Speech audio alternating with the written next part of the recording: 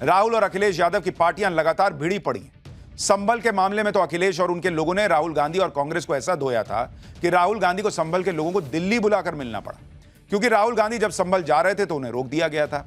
तो समाजवादी पार्टी तक ने कह दिया था कि संसद में तो संभल का मामला उठाते नहीं है, अडानी अडानी करते हैं। इंडी गठबंधन के नेता के तौर पर भी अखिलेश ने राहुल गांधी को रिजेक्ट कर दिया था और ममता बनर्जी के लिए माहौल बनाने में शामिल हो गए थे। इसके अलावा लोकसभा में सिटिंग अरेंजमेंट को लेकर भी अखिलेश कांग्रेस से बहुत नाराज बताए जाते थे, क्योंकि अवधेश प्रसाद की सीट बदल दी गई थी। सिर्फ यही नहीं, राहुल गांधी और अखिलेश यादव में दलित और मुस्लिम वोट बैंक को लेकर भी घमासान शुरू हो गया है। समाजवादी पार्टी ने जब संभल मुद्दे को जोर शोर से उठाया था तो कांग्रेस ने सांस तक नहीं ली थी, अडानी अडानी कर रहे थे। अब राहुल गांधी संभल के मामले को छोड़कर अचानक हाथरस निकल गए, दलित वोट बैंक को साधने की कोशिश करने लग गए। हाथरस में 4 साल पहले एक दलित लड़की के साथ दरिंदगी हुई थी, जिसके बाद उसकी मौत हो गई थी। इस मामले को लेकर बहुत हंगामा भी हुआ था। अब 4 साल बाद राहुल गांधी को हाथरस कांड की फिर याद आई। यह बताया गया कि हाथरस के पीड़ित परिवार ने राहुल गांधी को चिट्ठी लिखकर मदद मांगी थी, जिसके बाद राहुल गांधी ने हाथरस जाने का फैसला किया। राहुल गांधी ने हाथरस के मामले में कहा कि पूरा परिवार आज भी डर के साए में जी रहा है, उनके साथ क्रिमिनल्स के जैसा व्यवहार हो रहा है। भाजपा सरकार ने उनसे जो वादे किए थे वो आज तक पूरे नहीं हुए हैं। पीड़ित परिवार को न्याय देने की बजाय सरकार उन पर तरह तरह से अत्याचार कर रही है। हम इस परिवार को यूं ही उनके हाल पर रहने को मजबूर नहीं होने देंगे। इन्हें न्याय दिलाने के लिए हम पूरी ताकत के साथ लड़ेंगे। हालांकि यह भी बताया जा रहा है कि हाथरस के पीड़ित परिवार ने राहुल गांधी को जो चिट्ठी लिखी थी वो 2 जुलाई को लिखी थी। इसी से लोगों ने सवाल उठाया कि राहुल गांधी को 5-6 महीने बाद ये याद आया कि अरे मेरे पास चिट्ठी आई है, हाथरस जाना चाहिए। राहुल गांधी के हाथरस दौरे पर डिप्टी सीएम ब्रजेश पाठक क्या कह रहे हैं, सुनिए। राहुल गांधी जी, आप दिग्भ्रमित हैं, आपके अंदर निराशा का भाव है, आप फ्रस्ट्रेशन का शिकार हैं। आपको पता ही नहीं है कि हाथरस में सीबीआई ने जांच कर ली है, कानून के तहत माननीय अदालत में मामला चल रहा है। जबकि आप दूसरी तरफ कभी हम देखते हैं आप संभल जाना चाहते हैं, कभी अलीगढ़ जाना चाहते हैं। पूरी तरह से आप डिरेल्ड हो चुके हैं। राहुल गांधी किसके साथ हैं किसके नहीं ये देश देख रहा है। राहुल गांधी के साथ कोई है भी या नहीं ये भी देश देख रहा है। लेकिन नरेंद्र मोदी हिंदुओं का एक बड़े मुद्दे पर साथ देंगे क्या? पाठशाला में अगली क्लास। पीएम मोदी के हिंदू प्रेम का सबसे बड़ा टेस्ट आ गया है। 4 हफ्ते में दूध का दूध पानी का पानी हो जाएगा क्या? एक तरफ पत्थरबाजों के समर्थक, दूसरी तरफ मोदी हिंदुओं के लिए वो काम करेंगे जो गेम पलट देगा क्या? अब इसका चैप्टर।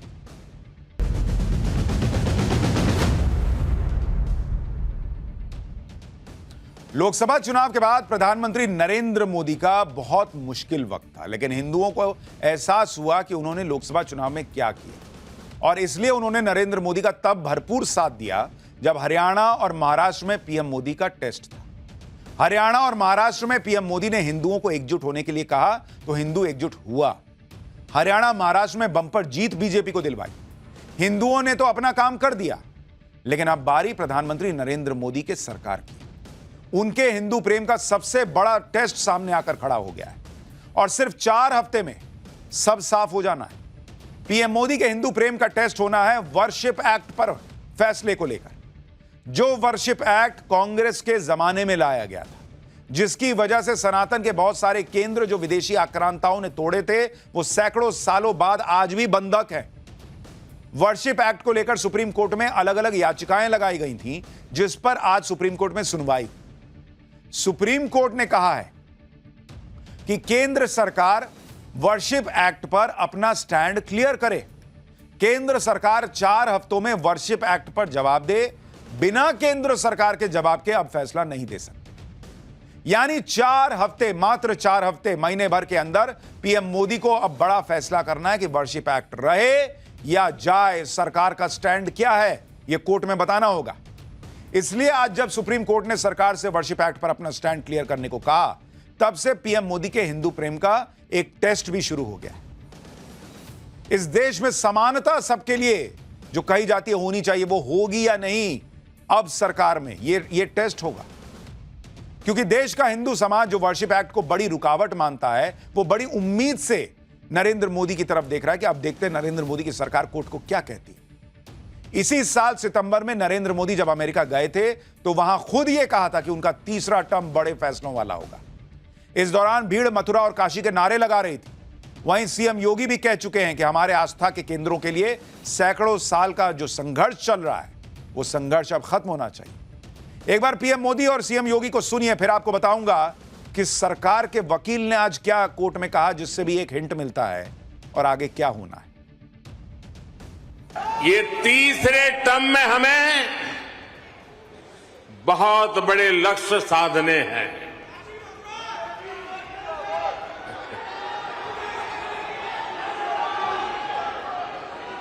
हमें 3 गुना ताकत और 3 गुना गति के साथ आगे बढ़ना है। लेकिन यहाँ कोई समाज सैकड़ों वर्षों से यहाँ की आस्था केवल 3 के लिए बात कर रही है, 3 के लिए।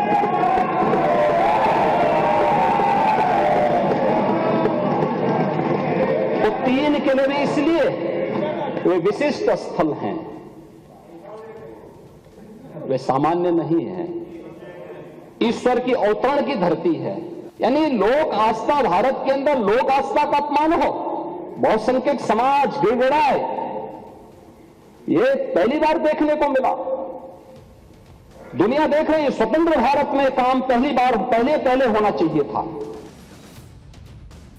अब वर्शिप एक्ट को लेकर पीएम मोदी की सरकार क्या फैसला लेगी, केंद्र सरकार का क्या स्टैंड होगा, इस पर सबकी नजर होगी, क्योंकि वर्शिप एक्ट पर सुप्रीम कोर्ट में सुनवाई तो शुरू हो चुकी है। सुप्रीम कोर्ट में जो याचिकाएं लगाई गई थी, उन याचिकाओं पर सुनवाई chief justice of India Sanjeev Khanna, justice PV Sanjay Kumar और जस्टिस केवी विश्वनाथन की बेंच कर रही है।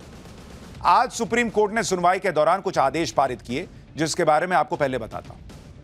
वर्शिप एक्ट पर अगले आदेश तक कोई नया केस रजिस्टर नहीं किया जाएगा, आज कोर्ट ने कह दिया। सुप्रीम कोर्ट में जब तक सुनवाई हो रही है, देश भर में इस तरह के मामले नहीं सुने जाएंगे। जिन अदालतों में सुनवाई हो रही है, वो कोई आदेश नहीं दे सकती। अदालतें किसी तरह के सर्वे का आदेश पारित नहीं कर पाएंगी। ज्ञानवापी, संभल, भोजशाला जैसे मामलों में सुनवाई जारी रहेगी। जब तक केंद्र सरकार जवाब दाखिल नहीं करती, हम मामले को नहीं सुन सकते। सुप्रीम कोर्ट ने कहा कि हम वर्शिप एक्ट के दायरे, उसकी शक्तियों और ढांचे को जांच रहे हैं। ऐसे में यही ठीक होगा कि बाकी सभी अदालतें अपने हाथ फिलहाल के लिए रोक लें। वर्शिप एक्ट पर आज सुनवाई के दौरान केंद्र सरकार की तरफ से सॉलिसिटर जनरल तुषार मेहता पेश हुए। उन्होंने जो बातें कही, उससे संकेत मिलते हैं कि वर्शिप एक्ट को लेकर पीएम मोदी क्या कर सकते हैं। एसजी तुषार मेहता ने आज कोर्ट को कहा कि हम इस मामले में जवाब देना चाहते हैं और जल्दी ही जवाब फाइल करेंगे। हमने एक कॉमन ईमेल आईडी बनाई है जहां सब कुछ अपलोड किया जाएगा। सॉलिसिटर जनरल ने सवाल उठाया कि क्या कोई थर्ड पार्टी भी इस मामले में दखल दे सकती है। यानी केंद्र सरकार खुद कह रही है, सरकारी वकील खुद कह रहे हैं बॉस, कि हम बताना चाहते हैं वर्शिप एक्ट पर सरकार क्या सोचती है। अब कई लोग मान रहे हैं कि ये एक बड़ी मजबूत बात है और इससे सरकार का स्टैंड दिखने लगा है। पहले की सरकारों में यह होता था कि सुप्रीम कोर्ट में कोई विवादित मामला जाता था तो सरकार जवाब देने से बचती थी, लटकाने की कोशिश करती थी। लेकिन यहां तो सरकार खुद खड़े होकर कोर्ट में साफ कह रही है कि वो जवाब देना चाहते हैं और जल्द जवाब फाइल करेंगे। वर्शिप एक्ट पर सुनवाई के दौरान सुप्रीम कोर्ट ने और क्या क्या कहा, वो आपको बताऊं। उससे पहले यह बताता हूं कि वर्शिप एक्ट को लेकर सुप्रीम कोर्ट में कितनी याचिकाएं दाखिल हुई हैं, कितने बड़े बड़े लोग और पार्टियां वर्शिप एक्ट वाले केस से जुड़ गई।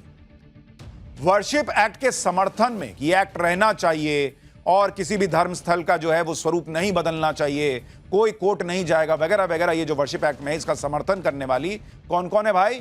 Communist Party of India CPIM, Indian Union Muslim League, Jitendra Awhad, NCP Sharad Pawar के जितेंद्र आवाड़, मनोज झा जो RJD के हैं, ज्ञानवापी मस्जिद कमेटी, शाही ईदगाह मस्जिद मथुरा, ये सारे लोगों ने याचिका दी है कि भाई वर्शिप एक्ट रहना चाहिए, नहीं हटना चाहिए। जबकि वर्शिप एक्ट के विरोध में सुब्रमण्यम स्वामी खड़े हैं, कह रहे हैं कि हटाइए इसको, ये क्या है। विष्णु शंकर जैन लड़ रहे हैं, देवकी नंदन ठाकुर हैं, अश्वनी उपाध्याय, इन लोगों ने याचिका डाली है कि वर्शिप एक्ट हटाइए बॉस, ये लोकतंत्र के खिलाफ है, हिंदुओं के खिलाफ।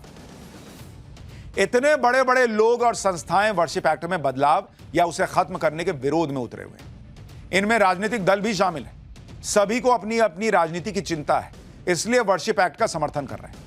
लेकिन हम आपको बताते हैं कि वर्शिप एक्ट को अगर पक्षपाती कहा जाता है तो कहा क्यों जाता है। भाई 2022 में सुप्रीम कोर्ट में सवाल उठा था कि क्या संसद के पास यह एक्ट पास कराने का अधिकार था भी या नहीं। क्योंकि वर्शिप एक्ट में उन विषयों पर नियम बने हुए हैं जो स्टेट लिस्ट में यानी राज्यों के अधिकार है। तो केंद्र ने कैसे बना दिया नियम, यह सवाल पूछा गया। आरोप है कि वर्शिप एक्ट संविधान के आर्टिकल 14 के खिलाफ है, जिसमें कहा गया है कि कानून के सामने सभी नागरिक एक जैसे। वर्शिप एक्ट पूरे देश में लागू है, लेकिन जम्मू कश्मीर में लागू ही नहीं है, यानी वर्शिप एक्ट समानता के अधिकार के खिलाफ है। आरोप है कि वर्शिप एक्ट संविधान के आर्टिकल 21 के भी खिलाफ है। आर्टिकल 21 सभी नागरिकों को अपने अधिकारों का प्रयोग करने की ताकत देता है, लेकिन वर्शिप एक्ट कोर्ट जाने का अधिकार छीन लेता है। ऐसा कैसे होगा बॉस? आप कोर्ट जाने से कैसे मना कर सकते हैं? लेकिन यह एक्ट करता है कि नहीं जाओगे तुम जी कोर्ट, जो दे दिया ले या लो और निकलो यहां से। ऐसा हिसाब रहा है इस एक्ट को लाते वक्त। यह भी कहा जाता है कि संविधान के आर्टिकल 32 में दिए अधिकारों को वर्शिप एक्ट रोकता है।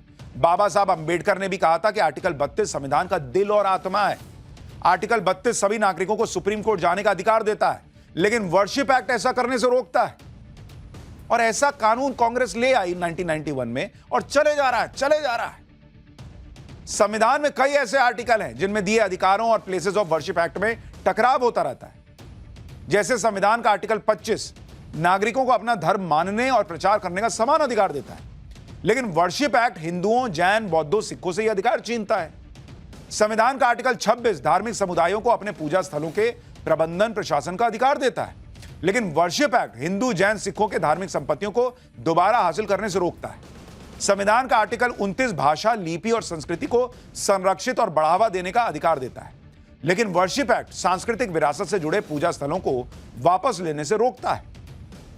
यानी यह पूरा एक्ट ही संविधान के खिलाफ है, यह दावा किया जाता है। लेकिन भाई, वोट बैंक की पॉलिटिक्स भी कोई चीज होती है? आदमी वोट देखेगा कि संविधान देखेगा? तो आ गया कानून 1991, आ गया वर्शिप एक्ट। वर्शिप एक्ट का विरोध करने का एक लॉजिक इसकी कट ऑफ डेट भी है, यानी लागू होने की तारीख। प्लेसेस ऑफ वर्शिप एक्ट 1991 में कानून बना, लेकिन इसके प्रभावी होने की तारीख 15 अगस्त 1947 रख दी गई कि 15 अगस्त 1947 को भारत आजाद हुआ था। भारत की संस्कृति, धार्मिक मान्यताएं और तीर्थ स्थल उससे पहले नहीं थे क्या? लेकिन कहा गया कि भाई यही कट ऑफ डेट है। सबसे बड़ी बात यह है कि देश के नागरिकों को संवैधानिक अधिकार तो 15 अगस्त 1947 के बाद मिले हैं। 26 जनवरी 1950 यानी आजादी के करीब 3 साल बाद नागरिकों को ज्यादातर संवैधानिक अधिकार मिले। उस हिसाब से दावा किया जाता है कि वर्शिप एक्ट के लागू होने की तारीख ही गलत है।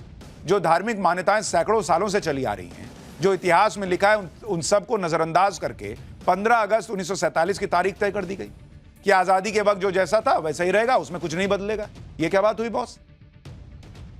वर्शिप एक्ट का विरोध इसलिए भी होता रहा है क्योंकि यह कानून एक तरह से 1192 से लेकर 1947 तक आक्रांताओं द्वारा तोड़कर बनाए गए धर्मस्थलों को कानूनी मान्यता दे देता है, जबकि देश में ऐसे सैकड़ों धर्मस्थल हैं जिनके बारे में यह दावा किया जाता है कि वो मंदिरों को तोड़कर बनाए गए।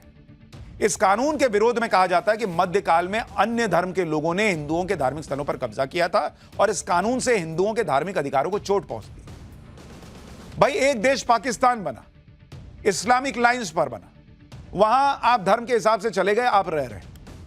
लेकिन जो भारत आजाद हुआ उसमें वो धार्मिक स्थल जो आक्रांताओं ने आकर गुलाम बनाए, उन्हें तोड़ा, वो धार्मिक स्थल आजाद नहीं होने चाहिए। ये कौन सी आजादी है बॉस? आप सोचिए कि 80% से ज्यादा हिंदुओं वाले देश में हिंदुओं के पास यह अधिकार नहीं है कि वो अपने धार्मिक स्थलों को फिर से हासिल कर सके। कह रहे हैं कि तुम कोर्ट भी नहीं जाओगे। क्यों नहीं जाएंगे भाई? 1991 में कांग्रेस की सरकार वर्शिप एक्ट लेकर आई थी कि नहीं नहीं नहीं, कुछ नहीं बदलेगा, हिंदू कह देगा कि ये है वो है, ऐसे कैसे चलेगा? जो जैसा था 47 में वैसा रहेगा। और यही कांग्रेस 1995 में वक्फ एक्ट लेकर आ गई कि भाई वक्फ बोर्ड जहां कह देगा वो उसका हिसाब देखना पड़ेगा। अरे, ये दोनों ही एक्ट कांग्रेस के मुस्लिम तुष्टीकरण की राजनीति के प्राइम एग्जाम्पल हैं। वर्शिप एक्ट से हिंदुओं के हाथ बांध दिए गए। 15 अगस्त 1947 में जिस धार्मिक स्थल का जो स्वरूप था उसमें बदलाव नहीं हो सकता। दूसरी तरफ वक्फ एक्ट से मुसलमानों को यह अधिकार दे दिया गया कि वो जिस प्रॉपर्टी को चाहे वक्फ प्रॉपर्टी घोषित कर सकते हैं। वर्शिप एक्ट में यह प्रावधान किया गया कि मंदिर तोड़कर बनी मस्जिद के खिलाफ हिंदू कोर्ट तक नहीं जा सकते। वक्फ एक्ट में यह प्रावधान किया गया कि वक्फ बोर्ड जिस संपत्ति पर दावा कर दे उसे चैलेंज नहीं किया जा सकता। मतलब गजब का सेक्युलरिज्म चल रहा है बॉस। हिंदू कुछ नहीं कर सकता, मुसलमान इस देश में रह रहा है तो भाई वो सब कर सकता है। ये कौन सा तराजू बराबर है भाई सेक्युलरिज्म का? ये दोनों को बराबर पावर दी है क्या? सुप्रीम कोर्ट ने वर्शिप एक्ट पर केंद्र सरकार से 4 हफ्तों में जवाब मांगा है। केंद्र सरकार के जवाब दाखिल करने के बाद क्या हो सकता है, अब आपको यह भी बताता हूं। अगर केंद्र सरकार इसके खिलाफ जाती है और इसे गैर संवैधानिक बताती है तो केंद्र सरकार पर वर्शिप एक्ट को संसद के जरिए खत्म करने का दबाव बढ़ेगा।